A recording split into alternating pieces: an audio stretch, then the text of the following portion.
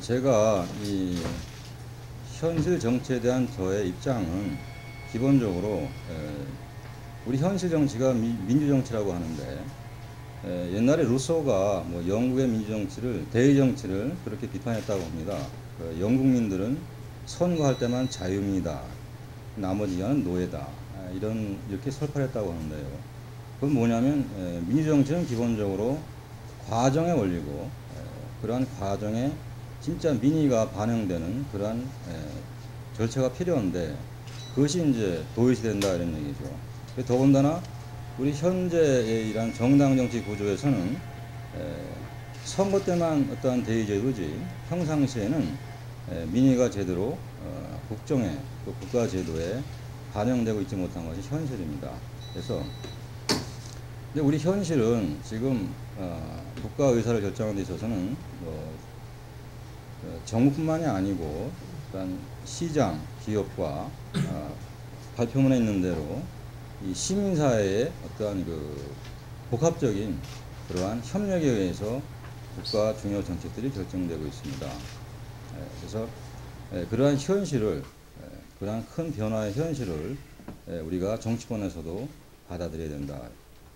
지난번 서울시장 선거에서 보았듯이 현재 기성 정치권에 대한 국민들의 혐오와 거부감 이런 것들을 가지고서 민주통합당이라는 새로운 정당도 나왔고 그 다음에 이제 한나라당도 지금 쇄신 과정에 있습니다. 저는 기본적으로 쇄신의 방향은 물론 제도라든가 그런 것도 중요하지만 올바른 가치관을 가진 그러한 사람이어야 된다. 사람을 존중할 줄 아는 사람이 바뀌어야 사람으로 바뀌어야 진정한 쇄신이 되는 것이다. 이런 기준을 가지고 있습니다. 그래서 정치 발전의 면에서도 그 정치를 주도하는 그러한 정치적 대표를 뽑는 그러한 당내 공천 과정이 또 민주화되어야 한다. 그래서 그러한 공천이 정치권 발전의 관건이다. 이런 내용으로 이제 내용을 보내드렸고요. 그리고 정치에 대해서 한 말씀 더 올리면은 지방선거에서 특히 기초의원이나 기초자치단체장을 뽑는 지방선거에서는 정당 공천을 폐지해야 된다. 며칠 전에 이제 한나라당에서 정치쇄신 분과에서 중앙당을 없애고 전국위원회 제도로 가겠다.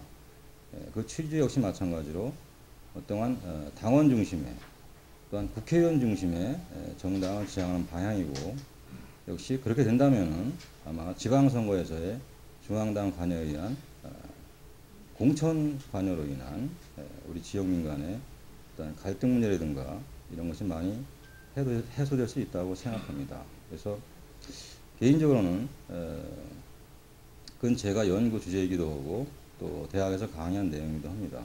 그래서 기초지방선거에서의 정당 공천제는 폐지되어야 한다. 이런 말씀을 올립니다. 이 출마의 변 내용에 여러분께서 아마 다 읽어보셨으리라고 생각합니다. 그래서 이 내용은 포괄적이지는 못합니다. 그래서 우리 지역 현안에 대해서도 교육 문제라든가 그 다음에 이제 어떠한 지역 경제 활성화 문제 그리고 간단하게 이제 영유아 복지나 노인 복지 문제 그 다음에 이제 우리 지역의 기반 그러한 산업인 기반이 되는 그런 농업 축산업 문제 간단히만 문제 제기하는 형식으로만 정리해 놓았습니다. 그래서 미리 보내드린 자료로 대체할까 합니다. 여러 가지 하셨는데 이제 보면 알겠고요.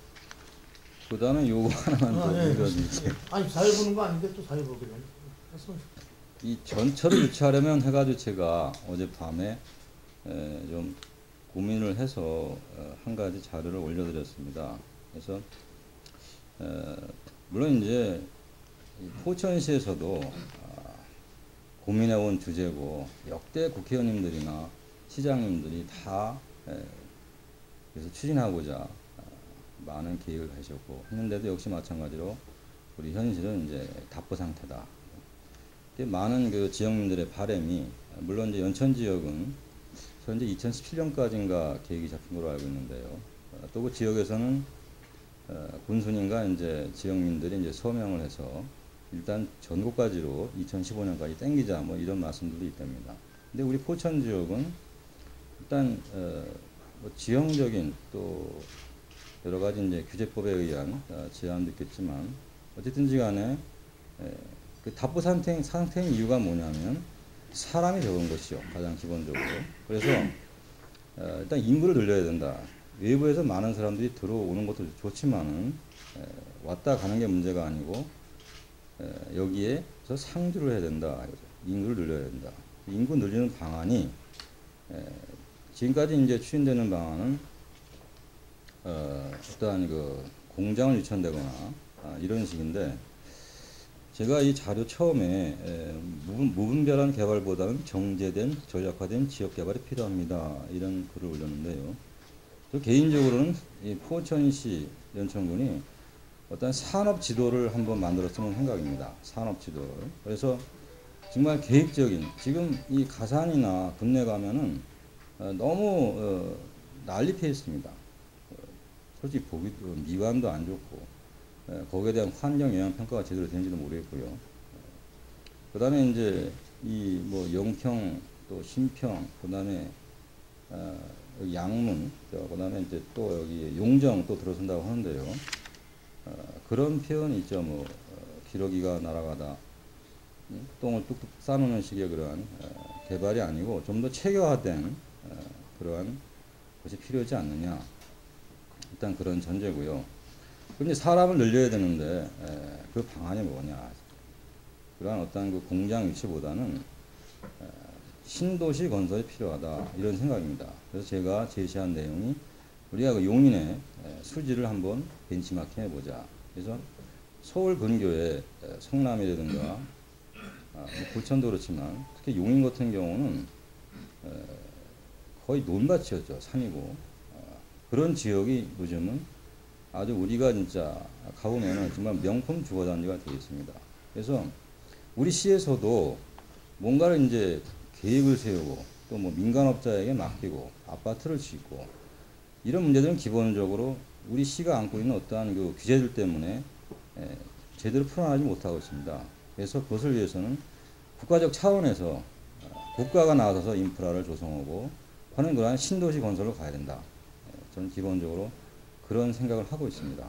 그래서 신도시를 건설해서 우리 스스로가 이 지역에서 나는 농축산물을 우리가 또 소비할 수 있어야 되고 그것이 또 순환되어야 되고 물론 이제 교육과 또 다 연관되는 문제지만 그래서 신도시를 건설해서 인구를 늘려서 전철도 끌어오고 그런 방안을 제시해 보았습니다. 근데 포천의 이 지도를 가만히 바라보면 서울 쪽으로 뭐 우리나라의 어떠한 그 정치 경제 모든 문화의 중심지인 서울 쪽으로의 출구가 또 그쪽에서 들어오는 입구가 좁습니다. 그 좁은 곳이 또 축소 고개라면 고개예요. 그래도 거기는 지금 탄약고 문제가 있습니다. 물론 탄약고 문제가 신도시 건설의 모든 것은 아닐 것입니다. 근데 요즘 그쪽 지역을 돌다 보면 이제 플랜카드도 많이 붙어 있고 여러 가지 지역민들의 어떤 그 재산권 제한 문제로 민원이 많은데요. 그걸 좀 더 내용을 자세하게 시민들이 알아야 될 것이고 그걸 좀 더 근본적인 해결을 해야 되지 않겠느냐. 그래서 제가 파악한 내용에 의해서 몇 가지 방안을 올렸습니다. 내용으로. 현재 이제 송우리 탄약고를 뭐 지하화한다. 근데 사실 그 내용은 기존에 있는 탄약고를 지하화하는 건 아니고 송우리에서 옮기는 것만 그런 것이기 때문에 지역민들의 반발은 여전한 걸로 알고 있습니다.